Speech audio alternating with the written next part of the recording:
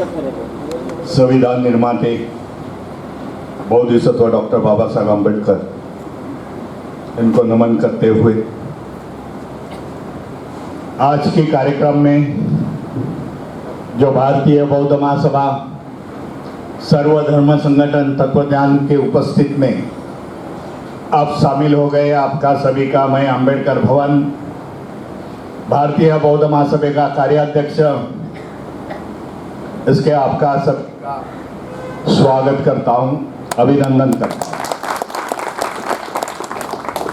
मुझे खुशी हुई है इस प्रोग्राम में जो मेरे साथ नंद कुमार जी बहल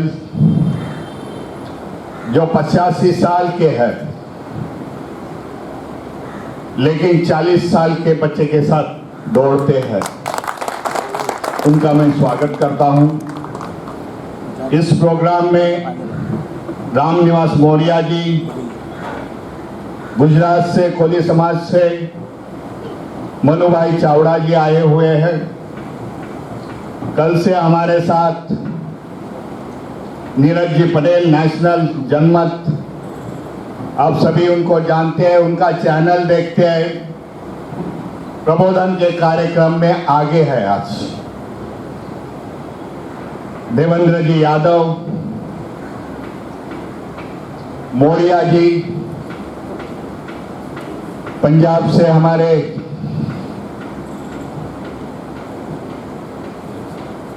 जेम्स रॉय, कैप्टन निखाले जी, सभी मान्यवर आज उपस्थित हैं। मैं सभी का स्वागत करता हूं और मेरे दो शब्द इधर रखने की कोशिश करता हूं। कोरोना की महामारी जो देश में चली उसको आज 1.5 साल हो गए और 1.5 साल अम्बेडकर मूवमेंट पीछे जा रहा है क्या, प्रबोधन का मूवमेंट पीछे जा रहा है क्या, ऐसा लगने लगा। तब सभी संगठनों को जो बाबा साहब पर और महापुरुषों के विचारों पर चलने वाले संगठनों के अपने वेब मीडिया के साथ प्रबोधन का कार्यक्रम किया। मुझे याद है 1 साल पहले जो कोरोना की महामारी है महाराष्ट्र में और बंबई में चल रही थी, मौर्य जी ने एक कार्यक्रम का आयोजन किया कल्याण में। कल्याण के धम्म भूमि में कई लोग, कई स्टेट के लोग, कई संगठन के प्रमुख लोग वो महामारी में भी मूवमेंट आगे चलानी है, प्रबोधन का कार्य करना है। 100 लोग हम लोग जमे हुए थे, लखनऊ से ज्यादा लोग वहां आए थे और वहां तैयार किया गया कि आने वाले मूवमेंट में, आने वाले समय में हमें 5 सूत्री कार्यक्रम लेके चलना है।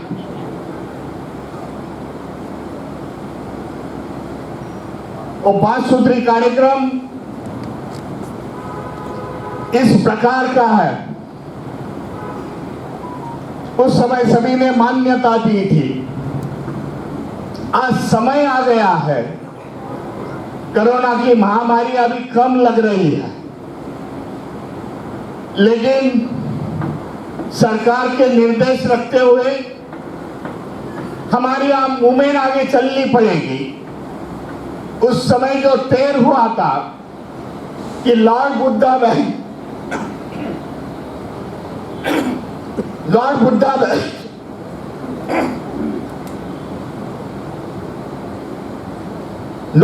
बैंक की स्थापना की जाएगी और वो लॉर्ड बुद्धा बैंक जिसका permission reserve bank of India देती है, उसकी पर्ची, उसके निवेदन हम लोगों ने रिजर्व बैंक में सौंपा दिए।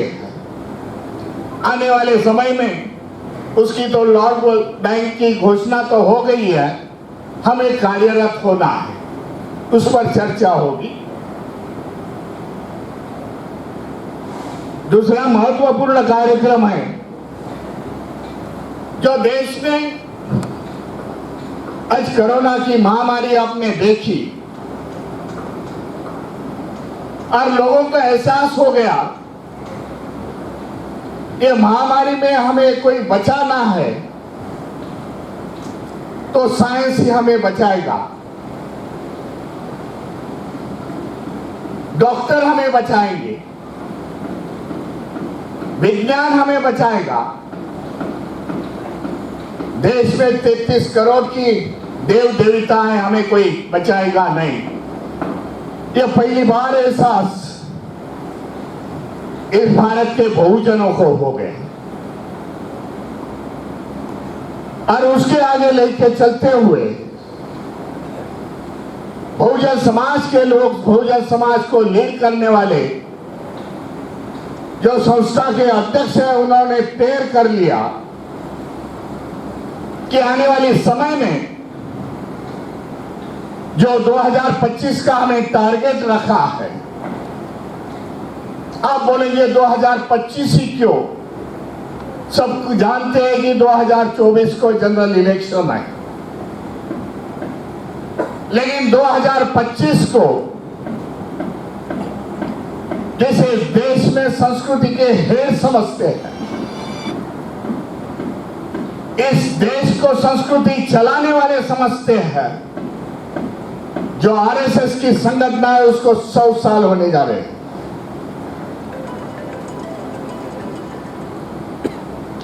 और वो 100 साल में हमें दिखाना है कि हम हिंदू नहीं हैं, हम बौद्ध धर्म के रास्ते पर चल रहे हैं। इसके लिए 2025 में इस देश में ज्यादा से ज्यादा लोग बौद्ध धर्म अपनाएंगे, उस पर इस सम्मेलन में चर्चा होगी। दूसरी बात,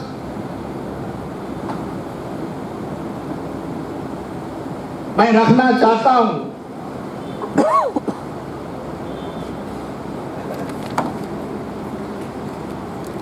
जो समाज से निगड़ित है, महाराष्ट्र की बात किया जाए, जो आज शादी विवाह होते हैं, महाराष्ट्र का दूल्हा महाराष्ट्र की दुल्हन देखता है, वो कभी पंजाब की ओर देखता नहीं।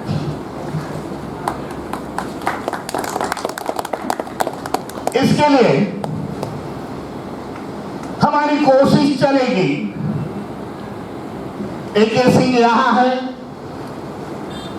पूरा जीवन मैं देख रहा हूं AK सिंह का, वो अंतर स्टेट विवाह का वो कामकाज कर रहे हैं। उसके व्हाट्सएप पर देखा जाए तो पूरे यहाँ का दूल्हा वहां की दुल्हन ऐसे प्रोग्राम को अरेंज कर देते हैं।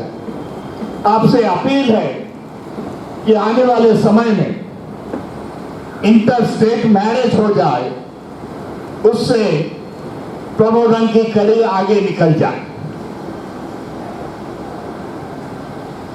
चौथा, हमारे पास विकल्प है। आज देश में देखा जाए,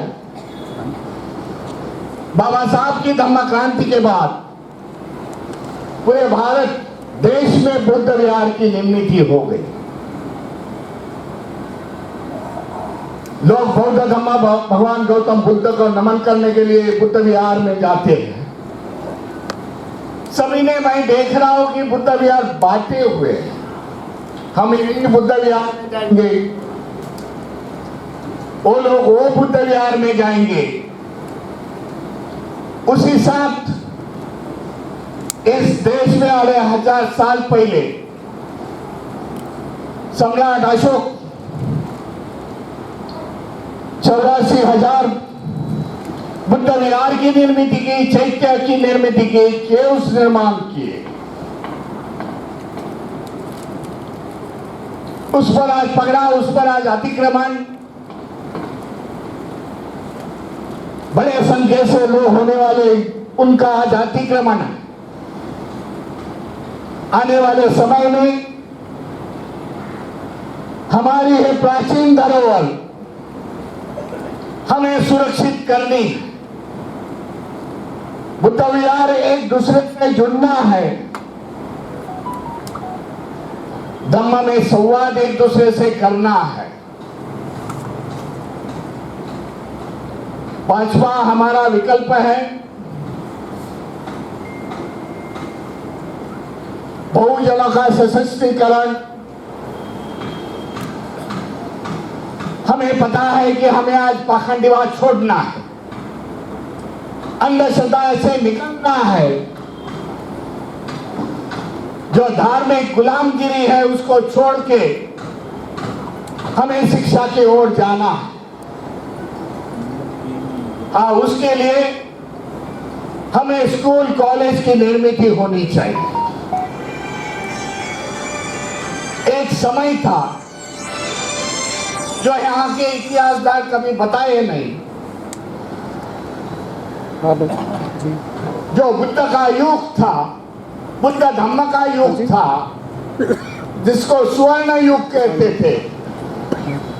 इस देश में 18 यूनिवर्सिटियां थी, जो बाद में चलते हुए नष्ट कर दी गई। उसका एक ही कारण था कि देश में शिक्षा की व्यवस्था थी। 19 यूनिवर्सिटी के साथ तक्षशिला, नालंदा, काशी, हमें वही मार्ग से चलना है। आज हम देख रहे हैं, मैंने कुछ दिन पहले क्या महाराष्ट्र गवर्नमेंट का एजुकेशन डिपार्टमेंट का ब्रोशर पढ़ा,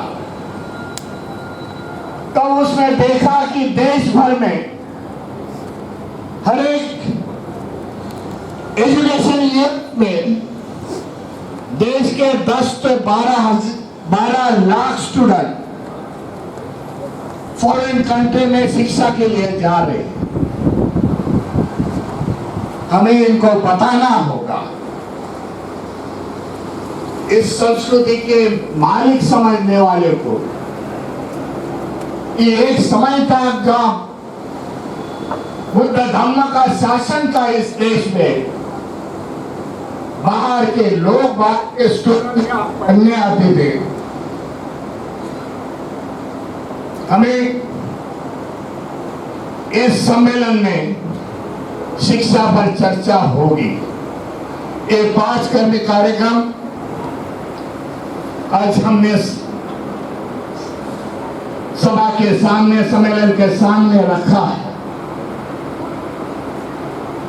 सभी को